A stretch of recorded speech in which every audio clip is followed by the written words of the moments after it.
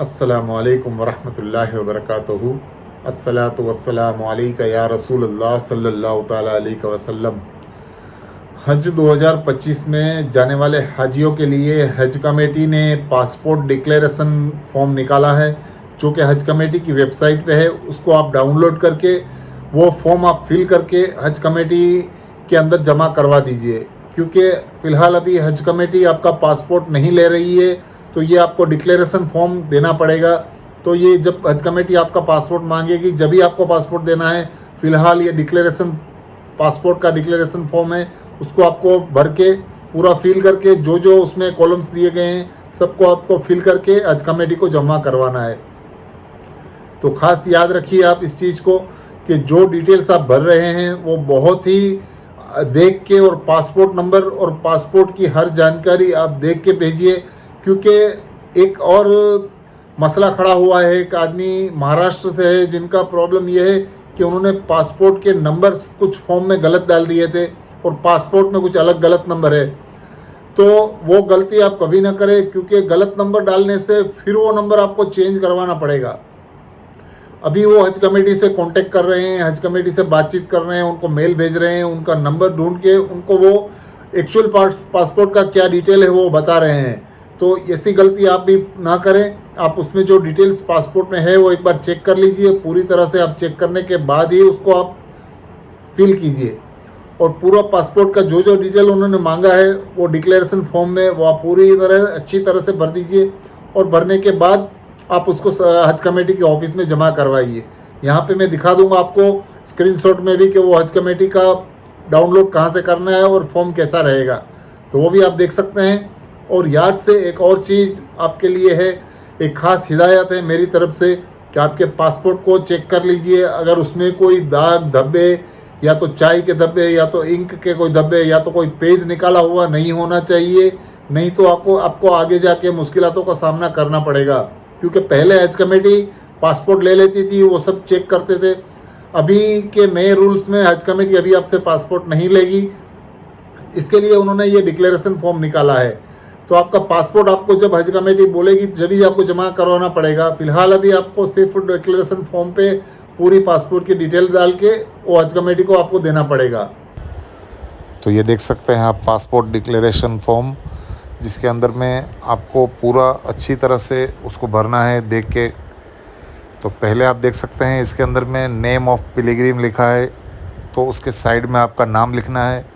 और नीचे की तरफ आप देखिए तो उसमें डेट ऑफ बर्थ लिखा है, तो आपको साइड में उसका डेट ऑफ बर्थ भरना है। और उसके बाद नीचे की तरफ आप देखेंगे तो थर्ड लाइन के अंदर में जेंडर लिखा है, यानी आप मेल या फीमेल जो भी है वो लिखना है। और उसके बाद देखने से आपको पासपोर्ट नंबर है, वो पासपोर्ट नंबर आपका जो नंबर है वो डालना है उसके अंदर में। जो ख़ास करके आपको पूरा नंबर चेक करना है एक बार, और चेक करके डालना है, क्योंकि पासपोर्ट नंबर बहुत इम्पोर्टेंट है। आपका कुछ भी नंबर गलत नहीं होना चाहिए। तो आप देख सकते हैं। उसके बाद आप देख सकते हैं डेट ऑफ इश्यू पासपोर्ट, यानी आपका पासपोर्ट कब इश्यू हुआ है वो आपको लिखना है। उसके बाद आपकी पासपोर्ट की एक्सपायरी डेट क्या है वो लिखना है, यानी आपका पासपोर्ट कब तक वैलिड है वो लिखना है। और उसके बाद नीचे की तरफ आप देखेंगे 7 नंबर पे, तो वहाँ पे लिखा गया है कि आपका पासपोर्ट ऑफिसर अगर आपके पासपोर्ट को हाथ में लेगा तो वो पढ़ सकेगा या नहीं, या तो मशीन के अंदर में आपका पासपोर्ट स्कैन होगा या नहीं। तो वो साइड में आपको यस लिखना है। उसके बाद नंबर 8 के ऊपर आप देख सकते हैं, जिसके ऊपर लिखा हुआ है कि आपका पासपोर्ट डैमेज नहीं होना चाहिए।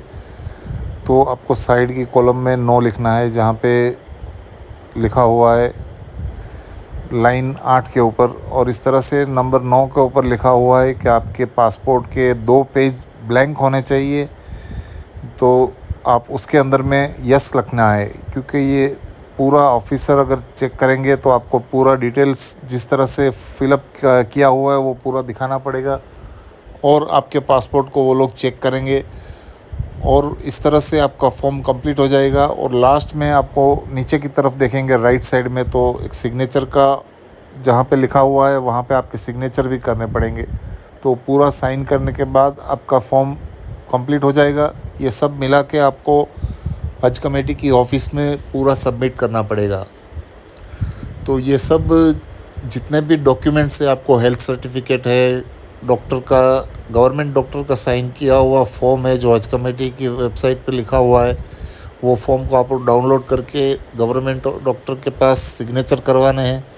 और जो आपने पेमेंट किया हुआ है उसकी रिसिप्ट भी आपको साथ में लगानी है। और ये पासपोर्ट डिक्लेरेशन फॉर्म के साथ में सब डॉक्यूमेंट्स आपको 23 अक्टूबर 2024 तक जमा करवाने हैं। हो सकता है इसकी डेट भी आगे बढ़ाई जाए बैंक का जो पेमेंट है उसको भरने की, तो वो आप पहले ही कंप्लीट कर लीजिए। उसके बाद ये सब पूरा कंप्लीट करके रखिए, साथ में सब आपको हज कमेटी की ऑफ़िस में जाके जमा करवाना है। आपके शहर में भी हज कमेटी की ऑफ़िस रहती है, वहाँ जाके आप जमा करवा सकते हैं। एक ख़ास चीज़ आपको याद रखनी है कि अगर आपके पासपोर्ट में कुछ तकलीफ़ है तो आपको एयरपोर्ट से भी वापस लौटाया जा सकता है, आपको वापस भेजा जा सकता है। उसके लिए आपको पहले ही चेक कर लेना है, अपने पासपोर्ट में कोई खामियां नहीं होनी चाहिए और पासपोर्ट के अंदर में कोई चाय के धब्बे, दाग वगैरह कुछ नहीं होना चाहिए। नहीं तो अगर आप एयरपोर्ट पे जब आपका पासपोर्ट मांगेंगे और ऑफिसर चेक करेंगे तो उस टाइम पे आपका पासपोर्ट में कुछ भी तकलीफ होने से वो आपको वापस भी भेज सकते हैं। ऐसा 2024 के हज में हुआ था। एक आदमी के पासपोर्ट में कुछ धब्बे लगे हुए थे, उनका पासपोर्ट में कुछ डैमेज था, उसके लिए उनको वापस भेज दिया गया था। तो ये खास ध्यान रखनी है ये चीज़ भी, और बहुत अच्छी तरह से आपको डिटेल्स चेक करके हज के फॉर्म में, आप डिक्लेरेशन फॉर्म में भरनी है और टाइम से पहले उसको सबमिट कर देना है आपको। और कुछ जानकारी आप जानना चाहते हैं तो मुझे मैसेज भी कर सकते हैं, मेरा टेलीग्राम चैनल भी ज्वाइन कर सकते हैं। टेलीग्राम का लिंक मेरे डिस्क्रिप्शन में दिया है। और भी कुछ सवालात हैं तो आप मुझे मैसेज करके भी पूछ सकते हैं। अल्लाह हाफिज़।